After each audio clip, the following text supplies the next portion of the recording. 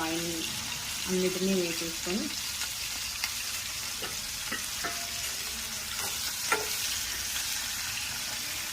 కలిపేసుకోవాలి ఒకసారి. ఇది మంచిగా ఆయిల్లో టమాటా, ఉల్లిపాయ, పచ్చిమిర్చి మగ్గనిచ్చుకోవాలి. ఫ్రై అయిన తర్వాత మనం ఏదైతే పేస్ట్ చేసి పెట్టుకున్నామో ఆ మిశ్రమాన్ని కూడా ఇందులో వేసి మంచిగా కలుపుకోవాలి. చూడండి, ఆయిల్ పైకి తేలేంత వరకు కలుపుతూనే ఉండాలి.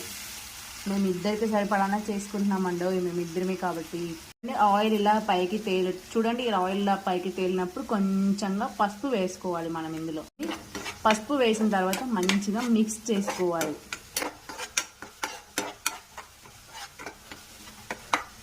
ఇప్పుడు ఇందులోకి మనం చింతపండు నుంచి తీసుకున్న రసాన్ని వేయాలి.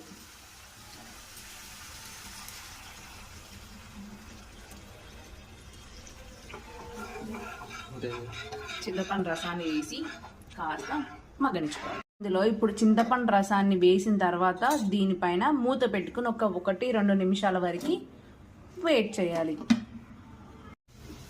చూడండి, ఇప్పుడు ఇలా మసులుతున్న టైంలో ఈ 2 నిమిషాలు ఖాళీగా ఉండడం ఎందుకని మా కిచెన్లో ఉన్న సామాన్లలో 3 సామాన్లు కడిగేసుకున్నాను.